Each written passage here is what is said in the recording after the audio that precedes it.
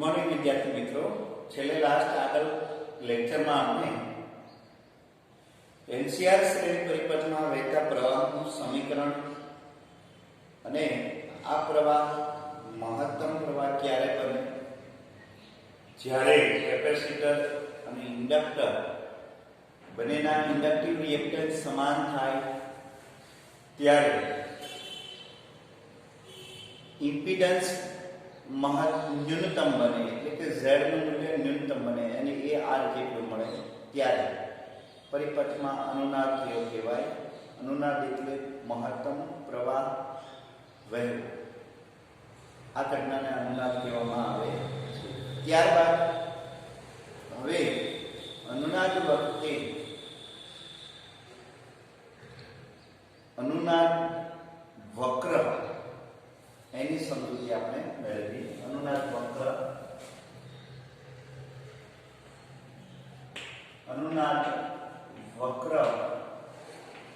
ની સમજૂતી આપો.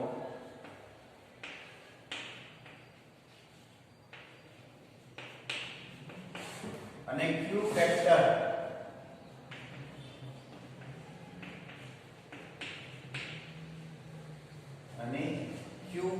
ફેક્ટર નું સમીકરણ મેળવો.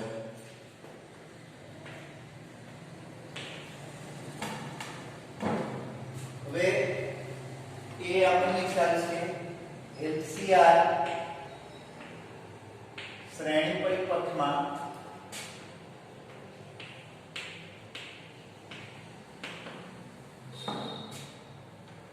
વહેતો પ્રવાહ જો આપણે લઈએ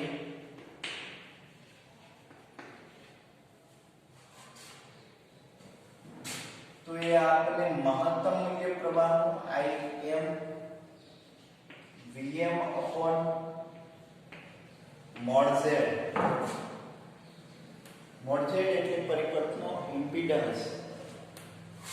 Im is equal to Vm upon mod Z ની જગ્યાએ આપણે જો આ લઈએ under route r square plus omega a upon 1 minus omega c અથવા xl minus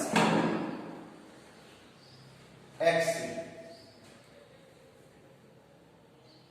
હવે r નું કોઈ અચળ મૂલ્ય રાખીએ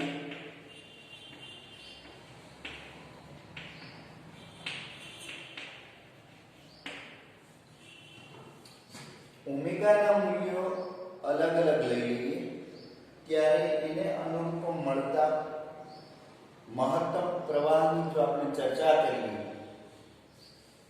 તો શું થશે? તો એનો કંઈક વક્ર આ રીતનો મળશે.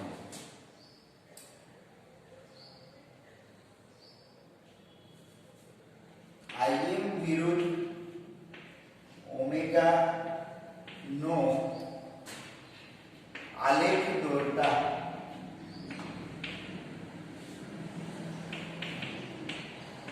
મળતા વક્રની અનુનાદ વક્ર કહે છે. જુદા જુદા ઓમેગાના મૂલ્ય માટે મળતા પ્રવાહનું સમીકરણ મેળવી અને આલેખ દોરવામાં આવે તો એ કંઈક આ રીતનો આલેખ મળે. એને અનુનાદ વક્ર કહેવામાં આવે છે.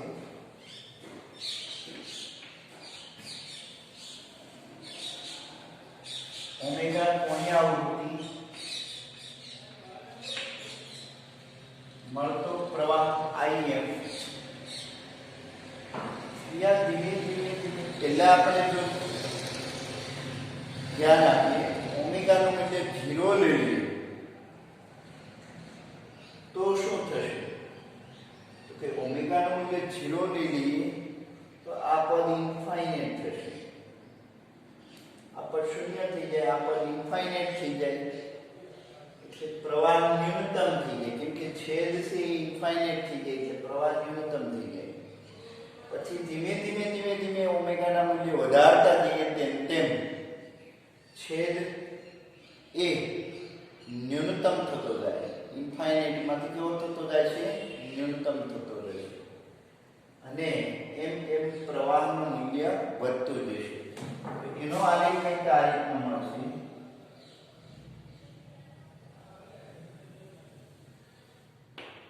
આ જે છે કોઈ એક R1 મૂલ્ય અચળ રાખે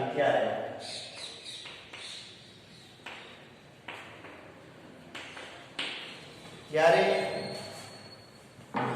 અહીંયા જે કઈ આ બિંદુની ચર્ચા કરી આ લેખમાં,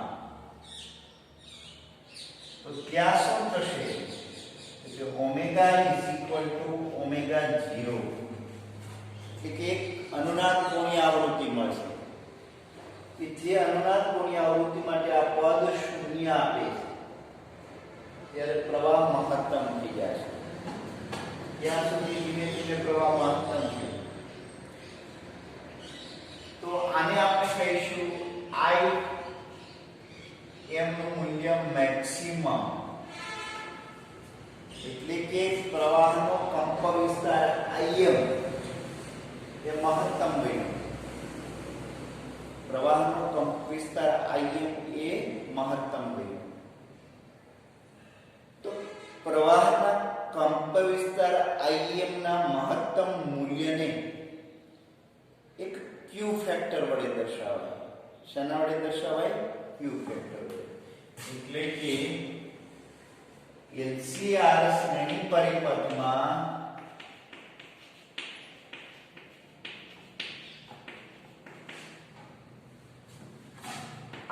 Im મેક્સિમમ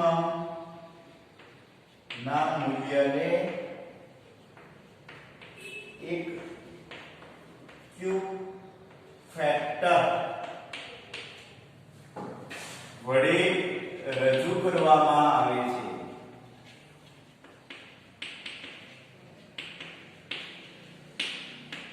શાના વડે રજૂ કરવામાં આવે? Q ફેક્ટર વડે રજૂ કરવામાં આવે છે. હવે શું થશે વિદ્યાર્થીઓ? ઓમેગા 0 થી કોણીય આવૃત્તિનું મૂલ્ય વધારીએ તો શું થશે? તો પછી ઓમેગાનું મૂલ્ય વધતું જશે, આ પદ ઘટતું જશે, અંતે આ એક વધતો જશે, તો ડિનોમિનેટર છેદ વધતો જશે, તો પ્રવાહનું મૂલ્ય ઘટશે. શરૂઆતમાં આ મેક્સિમમ હતું, આ ન્યૂનતમ હતું. ઓમેગા 0 એ બંને સમાન થયા. પછી ઓમેગા 0 થી ઓમેગાનું મૂલ્ય વધારીએ તો ઓમેગા a વધતો જશે, 1 ઓમેગા c ઘટતો જશે, તો પણ પ્રવાહનું મૂલ્ય ઘટતું જશે. તો આ એક R1 અચળ મૂલ્ય માટે આ રીતે આપણે મેળવેલું. હવે પછી જો બીજો એક વક્ર પણ મળે, R નું મૂલ્ય વધારી નાખે અને ફરી પાછું ઓમેગાનું મૂલ્ય 0 થી વધારતા જઈએ તો આવી રીતનો એક વક્ર પ્રાપ્ત થાય.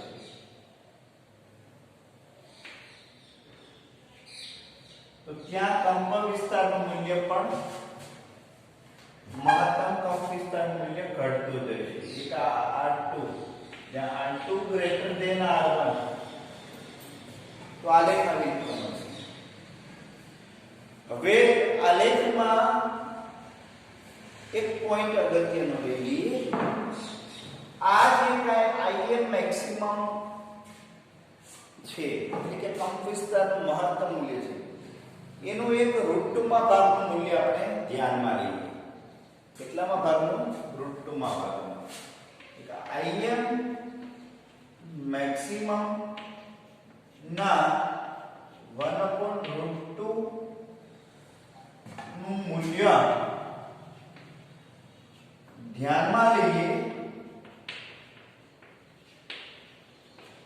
તો ધારો કે Im મેક્સિમમ √2, તો એ આપણને આ મળે. Im મેક્સિમમ √2 √2 માં ભાગનો કપ વિસ્તાર લઈએ ધ્યાનમાં. તો ધારો કે મૂલ્ય આપણને આટલું મળતું હોય તો આ મૂલ્ય માટે બે કોણીય આવૃત્તિ મળશે.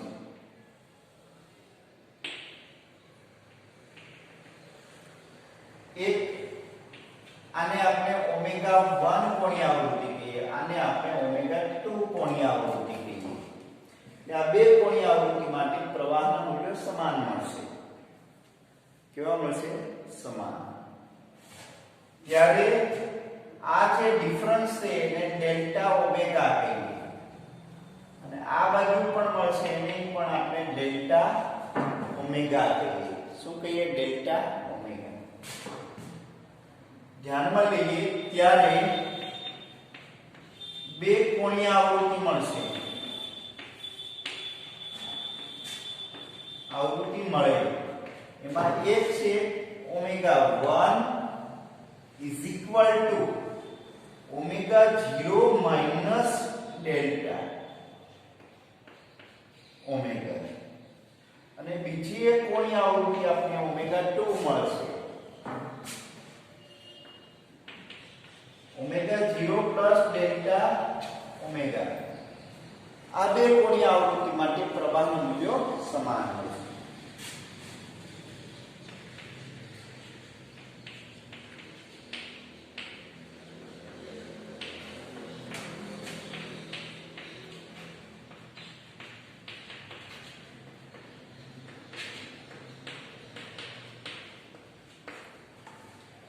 બે કોણીય આવૃત્તિ માટે પ્રવાહના મૂલ્યો સમાન મળે ત્યારે વિદ્યાર્થી મિત્રો આપણે આ મૂલ્ય લેવાનું એક જ રીઝન છે. આ એ મેક્સિમમ નો √2 માં ભાગનું મૂલ્ય લેવાનું એક જ રીઝન છે કે ત્યારે પરિપથનો પાવર મેક્સિમમ મૂલ્ય હોય ત્યારે જે કંઈ પાવર મળે એના કરતા અડધો પાવર મળે. બાકી તો કોઈ પણ બે આવૃત્તિ મળે છે. જ્યારે પરિપથનો પાવર અડધો થાય ત્યારે જે કંઈ બે કોણીય આવૃત્તિ મળે એને હાફ બેન્ડવિડ્થ કહેવામાં આવે છે. એટલે અહીંયા આપણે જો વિચારીએ વિદ્યાર્થી મિત્રો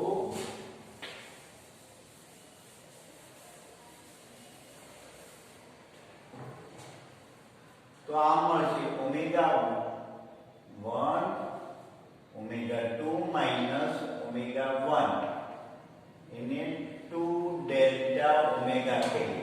એટલે કે આ વિસ્તાર આપણે કેટલો મળશે? 2 ડેલ્ટા ઓમેગા. 2 ડેલ્ટા ઓમેગા આપણે આપવું હોય તો ઓમેગા 2 માઈનસ ઓમેગા 3, જેને હાફ પાવર બેન્ડવિડ્થ કહેવામાં આવે છે. હાફ પાવર બેન્ડ વિડ્થ કહેવામાં આવે છે. શું કહેવામાં આવે છે? તો કે હાફ પાવર બેન્ડ વિડ્થ. એટલે કે પરિપથનો પાવર અડધો થાય ત્યારે જે કઈ બે કોણીય આવૃત્તિના મૂલ્યો મળે ઓમેગા 1 અને ઓમેગા 2 એને આપણે હાફ પાવર બેન્ડવિડ્થ કહીએ છીએ. એટલો વિસ્તાર, સિલેક્ટિવિટી. હવે ક્યુ ફેક્ટરનું મૂલ્ય આપણને આ સમીકરણ વડે મળે. ક્યુ બરાબર ઓમેગા 0/2 ડેલ્ટા ઓમેગા. આ એક ખાસ ધ્યાનમાં રાખો વિદ્યાર્થી. Q is equal to omega 0/2 delta omega. હવે આગળ થિયરીમાં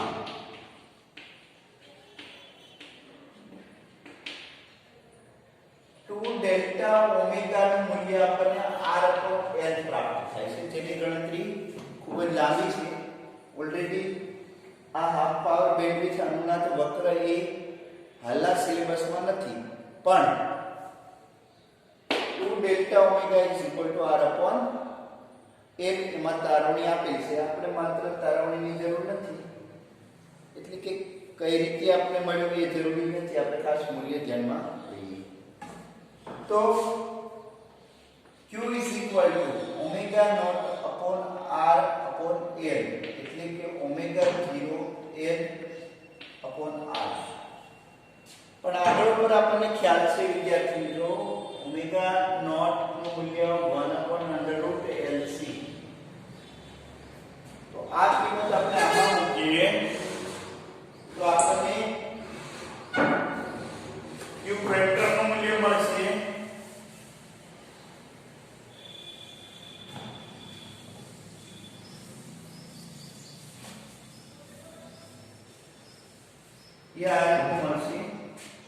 આ મૂલ્ય છે આમાં મૂકીએ તો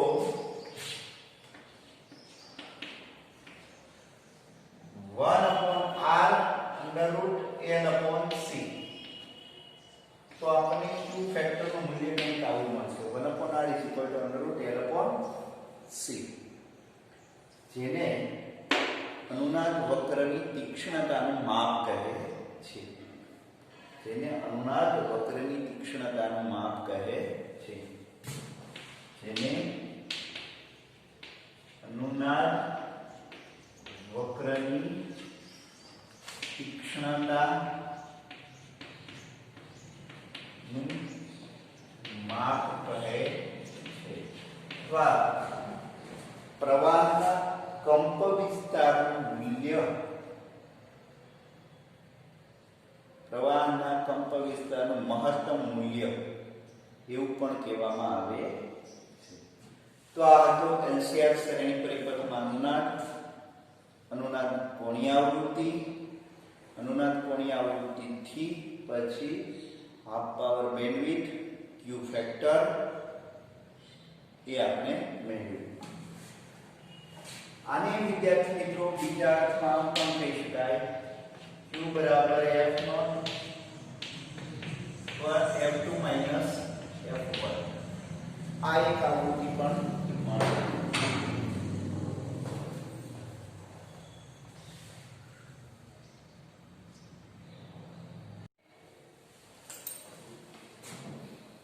ત્યારબાદ વિદ્યાર્થી મિત્રો આપણે LCR શ્રેણી પરિપથમાં વાસ્તવિક પાવરનું સમીકરણ તારવો. LCR શ્રેણી પરિપથમાં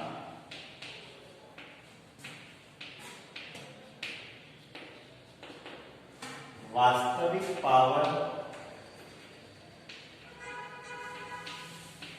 નું સમીકરણ તારવું.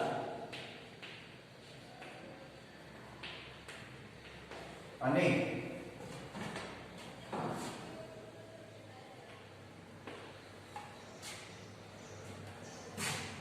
પાવર ફેક્ટર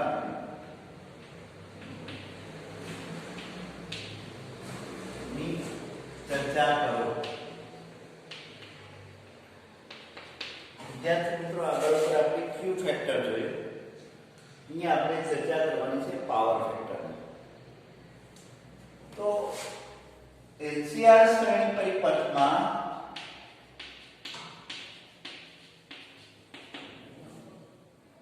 પાવર ફેક્ટર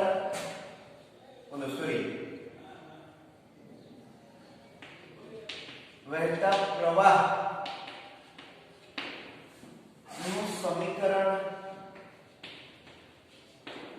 આપણે તાર્યું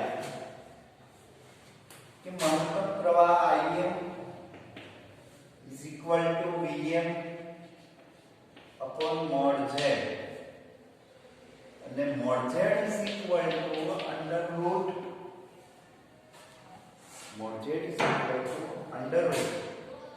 r square plus omega a minus 1 upon omega c whole square.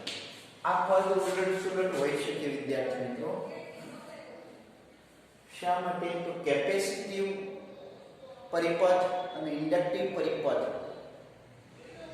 જો મૂલ્ય 1 1 ઓમેગા c નું વધારે હોય તો કેપેસિટીવ પરિપથ થાય, અને ઓમેગા a નું મૂલ્ય વધારે હોય તો ઇન્ડક્ટિવ પરિપથ થાય. એટલે આ પદ ઉલટ સુલટ હોય. ટેક્સ્ટમાં xc xl પણ આપેલું છે, એટલે એમાં કોઈ ફેર પડશે નહીં. હવે જો પાવરની વાત કરીએ તો પરિપથનો પાવર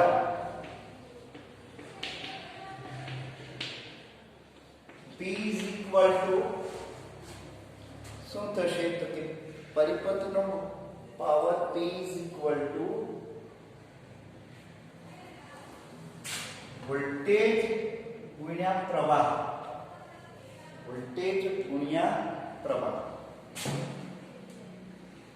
તો વોલ્ટેજ ને આપણે લઈએ તો વોલ્ટેજ આપણે ખ્યાલ છે Vm sin omega t, Vm sin omega t. અને પ્રવાહને ધારો કે આમ રજૂ કરીએ, પ્રવાહ Im sin omega t plus 5, એટલે કે પ્લસ 5 કળા તફાવત છે. 5 નો મૂલ્ય પ્લસ ઓર માઈનસ હોઈ શકે. તો વોલ્ટેજ ન હોય તો ધારો કે એમાં વહેતો પ્રવાહ 5 કળા તફાવતે હોય તો Vm Im sin omega t into sin omega t plus 5. હવે 2 વડે મલ્ટીપ્લાય કરીએ અને 2 વડે ડિવાઈડ કરીએ. 2 વડે મલ્ટીપ્લાય કરીએ અને 2 વડે ડિવાઈડ કરીએ તો આ થઈ જશે પદ 2 sin alpha into sin beta. આ પ્રકારનું થઈ જાય 2 sin alpha into sin beta. તો આનો આપણે આમ લખી શકીએ cos alpha plus beta by 2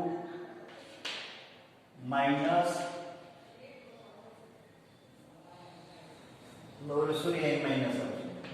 alpha minus beta by 2 minus cos alpha plus beta by 2. આ રીતે આપણે જો સાદુરૂપ આપીએ તો આપણને આ રીતનું મળશે Im और Vm Im by 2. આ પદની જગ્યાએ આપણે આમ લખીએ 2 sin alpha એટલે omega t sin omega t plus 5. તો એને આમાં કિંમત મૂકીએ cos omega t minus omega t minus 5 એટલે માઈનસ 5 થશે, minus cos omega t plus 5 અને પ્લસ ઓમેગા t એટલે 2 omega t plus 5 clear by 2.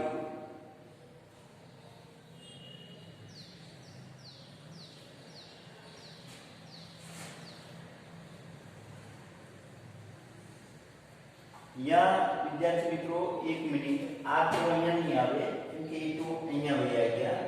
જો આ બે ટુ કોમન લઈ લઈએ અને એને અહીંયા મલ્ટીપ્લાય માં કરીએ તો આ રીતે લખાશે.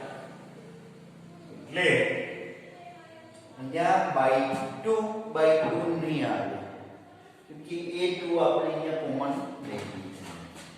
એટલે આના બરાબર આપણે આ પદ મૂકીએ cos હા બીજું cos -5 હોય તો એને cos 5 વડે દર્શાવી શકાય. cos 5 minus cos 2 omega t plus 5. હવે વાસ્તવિક પાવર એટલે એક આવર્તકાળ પરનું સરેરાશ મૂલ્ય, જેમાં આ પદનું સરેરાશ મૂલ્ય એનું એ જ રહેશે Im/2 અને આમનો આપણે સરેરાશ મૂલ્ય લેવા જઈએ તો 1/t 0 થી t cos 5 dt minus 1/t integration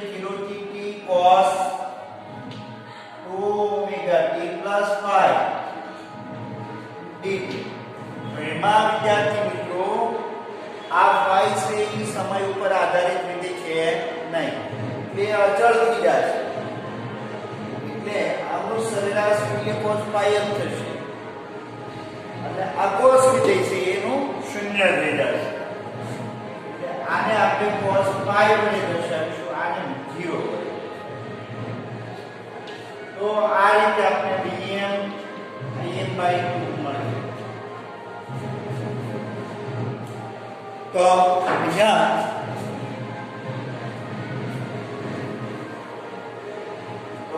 આપણે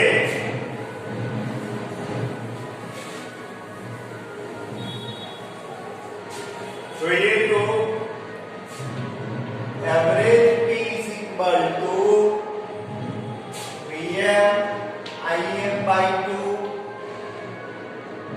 આ પદનું સરેરાશ મૂલ્ય cos પાઈ થશે કેમ કે સમય પર આધારિત નથી એટલે અચળ પદ હોય અચળ પદનું સરેરાશ મૂલ્ય એટલું જ મળે ત્યારબાદ આ પદ cos વિધેય થાય cos વિધેયનું સરેરાશ મૂલ્ય 0 મળે તો આપણને LCR શ્રેણી પરિપથમાં વાસ્તવિક પાવર આપણને આ રીતનો મળશે P is equal to Vm Im/2 cos phi જ્યાં cos phi ને પાવર ફેક્ટર કહેવામાં આવે છે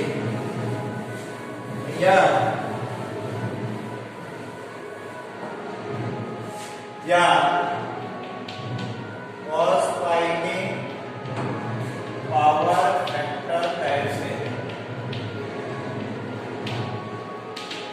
શું કહેવામાં આવે છે પાવર ફેક્ટર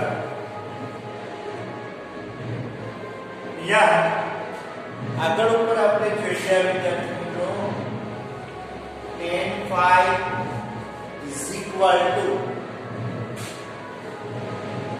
xl અથવા xc minus xl ના છેદમાં r અને જો આપણે કોસમાં કન્વર્ટ કરવું હોય સામેની બાજુના છેદમાં પાછળની બાજુ ને cos phi લેવું હોય તો આ મૂલ્ય આપણે આ રીતે મળશે r/mod z r/mod z શા માટે કે આ રીતે આપણે વિચારીએ ધારો કે આ r અહીંયા દર્શાવ્યું અને અહીંયા ઓમેગા xc xl દર્શાવ્યું તો આ મળશે સદિશ xc xl અને એને અનુરૂપ આ મળશે mod z તો અહીંયા આપણને phi મળશે શું મળશે phi જે આગળ આપણે જોઈ ગયા ફેઝરમાં phi ને અનુરૂપ cos phi લઈએ તો cos phi માં પાછળની બાજુ ના છેદમાં કર્ણ અને કર્ણ તરીકે આપણને ખ્યાલ છે r/√r²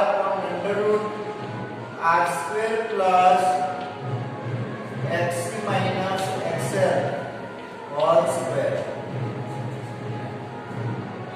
તે આપણને આ રીતનું પ્રાપ્ત થશે cos phi તો પાવર ફેક્ટર આ રીતે રજૂ કરી શકાય વિદ્યાર્થી પાવર ફેક્ટર અને હવે ત્રણેય ઘટકમાં આપણે પાવર ફેક્ટરના મૂલ્ય જોઈએ તો કઈ રીતે મળે તો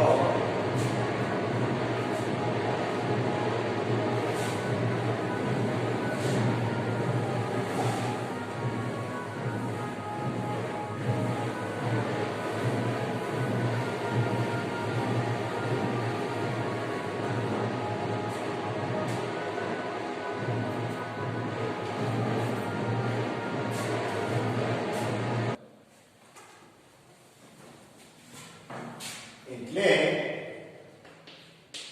પાવરનું મૂલ્ય આપણને આ રીતનું મળ્યું વાસ્તવિક પાવર P બરાબર Vm Im/2 cos phi, જ્યાં cos phi is equal to આપણને મળશે પાવર ફેક્ટર, અને પાવર ફેક્ટર નું આપણે હમણાં જ ચર્ચા કરી હતી એ પ્રમાણે cos phi is equal to r upon mod z, જ્યાં mod z is equal to under root r square plus omega l minus 1 upon omega c whole square આપણને પ્રાપ્ત થશે. ક્લિયર? હવે આપણે માત્ર r ઘટક હોય ત્યારે પાવર, માત્ર r ઘટક હોય ત્યારે આપણને ખ્યાલ છે વિદ્યાર્થી મિત્રો, પ્રવાહ અને વોલ્ટેજ વચ્ચેનો કળા તફાવત phi શૂન્ય હોય છે, એટલે કે પ્રવાહ વોલ્ટેજની દિશામાં જ હોય છે. તો phi is equal to 0 લઈ લઈએ તો cos 0 એટલે 1, ત્યારે cos phi નું મૂલ્ય 1 મળે, અને ત્યારે આપણને પાવર લોસ આટલો મળે Vm Im/2 જેટલો, અને આમ પણ લખી શકાય Vm/√2 into Im/√2, અને આમ પણ લખી શકાય Vrms IRMS, Vrms અને IRMS ના મૂલ્ય વડે રજૂ પણ કરી શકાય. તો માત્ર અવરોધ r ઘટક હોય ત્યારે આટલું પાવર લોસ થાય, એટલે આટલી જૂલ ઉષ્મા ઊર્જા ઉત્પન્ન થાય. હવે બે માત્ર c ઘટક હોય ત્યારે કળા તફાવત π/2 જેટલો આગળ મળે, એટલે કે +π/2 મળે, ત્યારે પણ cos +π/2 ની કિંમત 0 મળે. હવે પાવર ફેક્ટર નું મૂલ્ય 0 હોય ત્યારે પાવર શૂન્ય મળે, એટલે કે કેપેસિટરમાં પાવર લોસ થતો નથી, જે આગળ પણ આપણે ચર્ચા કરી. અને કેપેસિટરમાં ઊર્જાનો લોસ થતો નથી.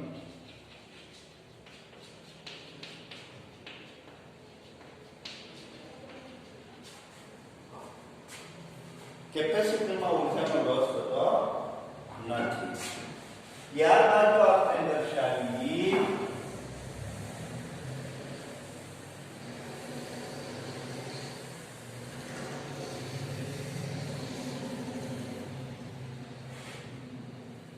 ત્રણ માત્ર એક ઘટક હોય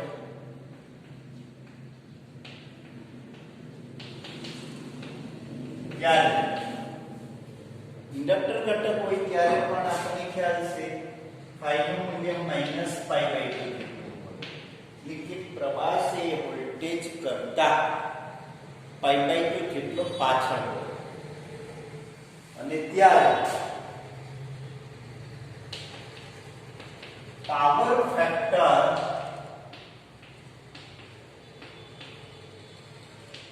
cos -π/2 is equal to cos π/2, કેમ કે બેની કિંમત સમાન રહી, -π/2 ની અને +π/2 ની cos વિધિ માટે, ત્યારે પણ is equal to 0 લઈએ. શું લઈએ? 0.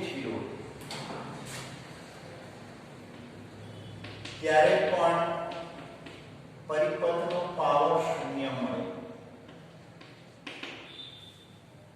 અને ત્યારે પરિપથનો પાવર શૂન્ય મળે તેનો મતલબ એવો થયો કે પરિપથમાં માત્ર ઇન્ડક્ટર ઘટક હોય ત્યારે ઊર્જાનો લોસ થતો નથી.